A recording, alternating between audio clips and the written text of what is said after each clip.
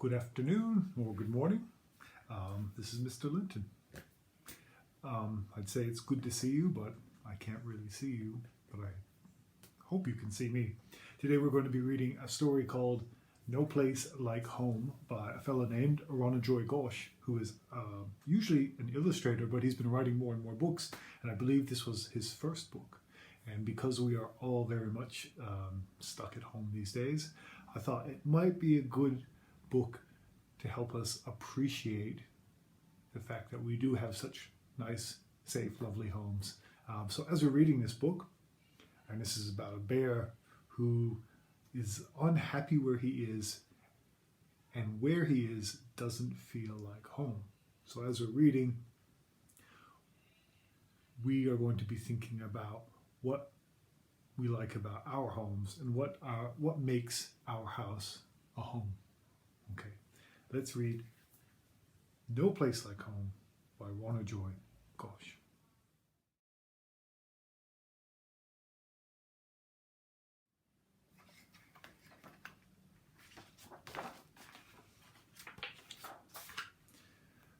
George never smiled.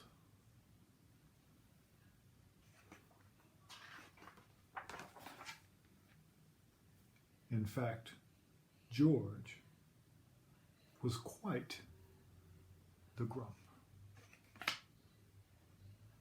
Don't do it, George. George didn't even like ice cream. Looks like he's tried all these different ice creams. None of them are making George happy. I would think polar bears would really like ice cream. I am surprised by that. And he definitely didn't like his house. It was much too small for him. Some of you may be finding that your house is a little too small for you after 5 weeks locked in your house, or maybe 4 weeks. The city was no place for a polar bear like George. It was crowded, and George didn't like crowds. Not too many people like crowds. All George wanted was to go back home, but he had forgotten where home was. He knew the city didn't feel like home. Now, this is where you should be thinking, what do I know about polar bears? And where do polar bears usually live? They certainly don't usually live in the city, as far as I know. And there's George out on the road. Maybe the jungle was home. George doesn't seem to know much about being a polar bear, does he? But he didn't like sleeping in trees. It's a pretty big moon. Supermoon. George tried living on a mountain, but he didn't like heights. They scared him. Maybe the desert was home.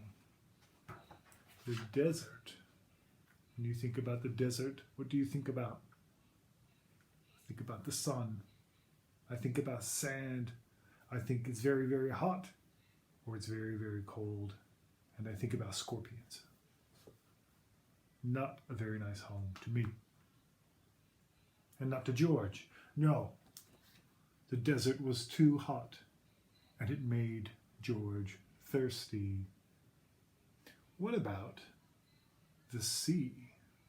And there's some camels off here in the distance. A good home for camels. Not a good home for George. The sea was better. George liked being in the water. See all the fish swimming around George's toes. The sea was better. But sometimes the sea made him nervous. The sea wasn't home. Sometimes the sea gets very, very dangerous. Makes me nervous too. George rowed sadly for days and days until he came to a strange white land. How did George row? He rowed sadly. He didn't row quickly. He didn't row vigorously. He rowed sadly. Until he came to a strange white land.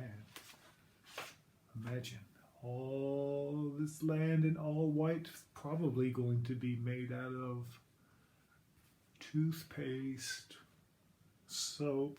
Oh no. George liked this place. It was cold to touch and covered with ice as far as he could see. George wasn't grumpy anymore. After all his travels, he was sure of one thing. Ooh, what's that off in the distance there? Could that be?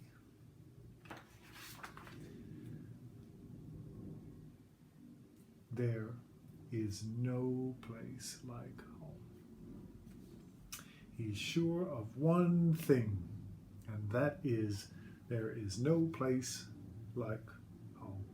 And there is the mate that followed him the whole way. It looks like a pigeon, and I reckon that pigeon probably doesn't like living in the Arctic, and that pigeon is probably on his way back home. But you can see that he's found himself maybe a couple of new mates. And there, off in the distance, maybe that's a friend for George. Maybe it's a Georgina. And there at the end of the book, there's the balloon. And there is George looking much happier because he has found his home. He clearly, it wasn't the ice cream he didn't like, it was the ice cream in the city he didn't like. So today, your job is to start to think about all the things in your house that you really like and that makes you feel at home. For me, this room is a place I come and I play guitar and I read books and I do videos like this when I have to, and I have a lot of books. And there's a piano here that my partner plays, my wife plays, and this is just one of the places for me. Sometimes there's a candle and it smells nice. I can see all these books that make me feel very comfortable and happy because books are sort of my thing. Music always makes me happy, and this room gets a lot of light. In fact, I have to close the curtains to make this video, so this room gets a lot of light as well. So these are the things that I can see, that I can smell, that I can hear, that make my house a home. So today I'm going to ask you to have a think about all the things that make your house a home. It could be things that your mom or your dad or grandma or somebody cooks. It could be sounds. Maybe you have a brother or sister that practice playing the piano. Hopefully are pretty good at playing the piano. Hopefully they're not practicing the violin. Could be the people in your home. It could be the things that you see that make you happy. So have a think about that today and share if you can. And if you can't, just enjoy this book. Hopefully we see you again soon. Okay, bye-bye.